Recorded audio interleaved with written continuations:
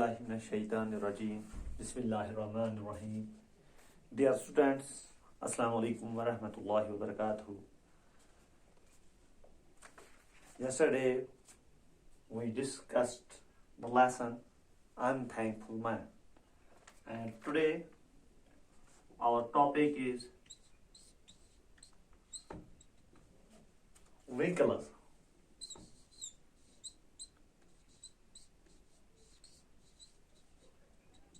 Wrinkles. What it does mean? Wrinkles mean is jiri. You might have seen old people having these wrinkles on their forehead. या इसको हम कहेंगे शुगन, यानी ये वो जो आपके माथे पे जो लाइनें पड़ी रहती हैं, जो आपके माथे पे जो लाइन्स होती हैं, यहाँ पे आप जब इंसान बूढ़ा हो जाता है तो उसके माथे पे कुछ लकीरें यहाँ होती हैं. They are known as recallers. They are known as recallers. Urdu में हम कहेंगे झिरी या शगन, या जो लाइनें पड़ते हैं, शगाब जैसे हम कहेंगे. My mother making bold today, I began to count wrinkles on your face. One wrinkle of the time when your father uprooted you from the backyard of his house to plant you in the courtyard of others. One wrinkle of the time when I nourished myself on your billet and grew in your womb. Another wrinkle when I sucked from your breast the comeliness of your face. What the poet is saying is the poem wrinkle, which we are going to learn. Wrinkle, the meaning of wrinkle in Urdu is jiri ya shagan. It means the lines which we saw on the forehead of people, the lines which are always on the forehead of poor people. My mother making bold today. My mother. In this line, in this stanza, the poem is going to tell us my mother making bold today. Bold. Bahadur.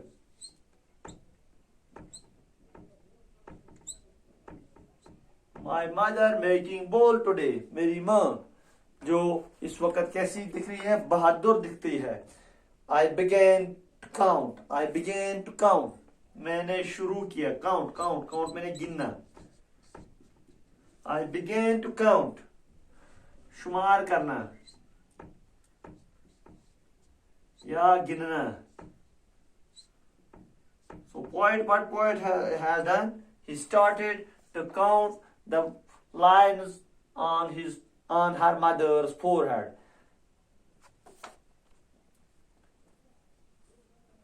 One wrinkle of time when your father uprooted you. So तो क्या होता है कि पहली जुरी कब पड़ती है उसके माथे पे, पहला शगन उसके माथे पर कब पड़ता है? when your father uprooted you.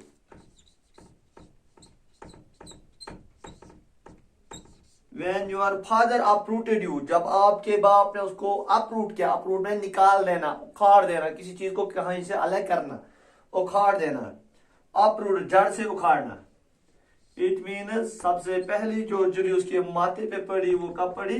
जब उसको अपने घर से क्या किया गया? विदा किया गया, उखाड़ दिया गया, निकाल दिया गया. उखाड़ डालना यानी निकालना.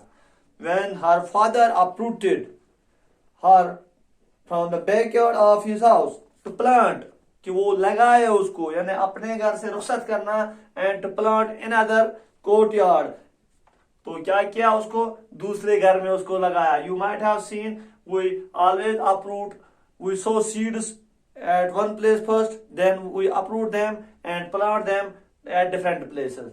तो जिस तरह से हम कहीं बीज बोते हैं, बीज बोने के बाद हम उनको क्या करते हैं, जब वो पौधे तैयार हो जाते हैं तो हम उनको वहां से निकाल के दूसरी मुख्तलिफ जगहों पे फिर उनको लगाते हैं। तो इसी तरह से पोएट कहता है कि फर्स्ट विकल कब उसके माथे पे पड़ी, जब उसके बाप ने उसके सहन, उसके बैकयार्ड से निकाल के उसको दूसरे के सहन में उसको प्लांट किया, यानी जब अपने घर से रुखसत किया और दूसरे घर को बसाना शुरू किया। तो फर्स्ट विकल हो गया जब उसको क्या किया गया, when she was uprooted and planted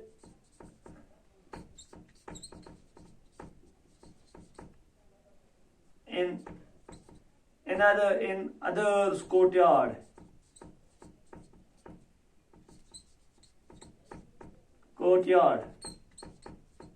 यानी जब उसको एक घर से निकाल के दूसरे घर को बसाने के लिए लाया गया।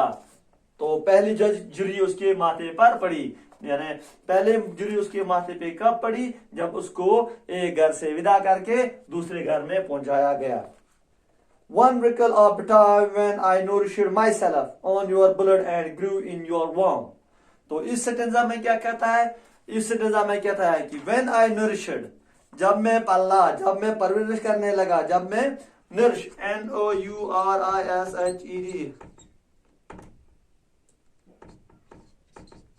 nourished, परवरिश करना, यानी जब मैं पलने लगा, कहां पलने लगा, ऑन योर ब्लड, आपके खून से पलने लगा, मां के पेट में and grieve in your womb, और आपके वॉम में बच्चादानी, WOMB, यानी मां के पेट में वो पलने लगा। यानी दूसरी जुर्री कब उसके माथे पर पड़ी, when the poet is telling that when a child started sucking his blood in her womb। तो दूसरा है when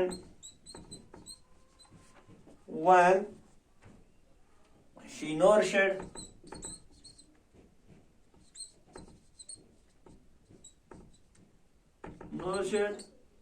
fetus on her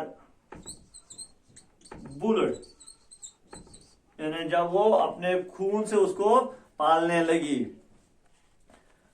And the third one, another vehicle when I sucked, SUCKED, sucked में चूसना।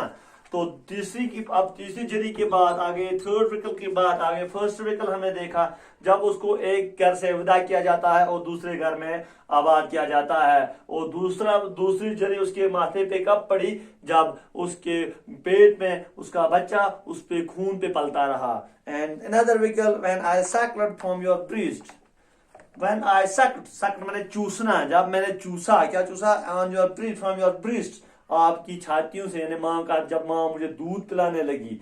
The कॉमलीनेस of your face, आपके चेहरे की वो खूबसूरती, कौन सी खूबसूरती, जो उसके खूबसूरती उसके चेहरे पे थी, मां के चेहरे पे खूबसूरती थी। when a child sucks blood from his breast, this comeliness slowly goes away। ये जो उसकी खूबसूरती होती है वो दिन ब दिन उसको कम होती जाती है। तो third one is when a child sucks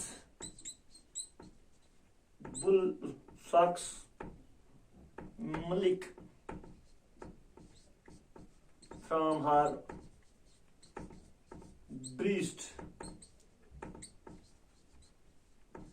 तो तीसरी कब पड़ी, जब एक बच्चा उसके छाती से उसका दूध पीता है। तो ये था कि विकलर्स विकलर्स मैंने ये एक पोएम है जिसमें पोएट हमें माँ की खूबसूरती या माँ की हुस्न को बयान करता है कि माँ का हुस्न किस तरह से दिन भर किस तरह से कम होता जाता है।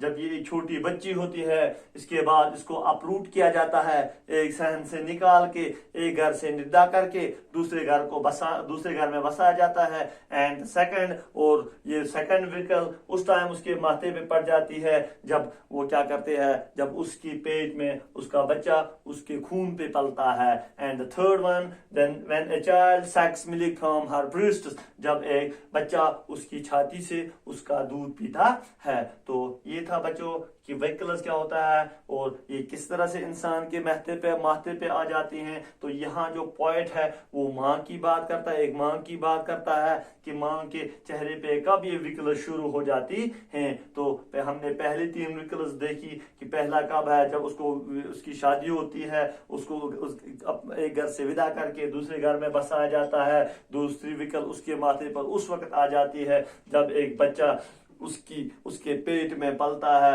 और वो उसका खून पे पलता है। और तीसरी विकल्प कब पड़ती है, जब एक बच्चा माँ की छाती से दूध पीता है और ये उसकी कॉमलीनेस जो होती है, जो उसकी खूबसूरती होती है, उसकी खूबसूरती को कम कर देता है जब वो बच्चा उसकी छाती से दूध पीता है। तो ये था टॉपिक रिकल आज का। बाकी वसल्लम।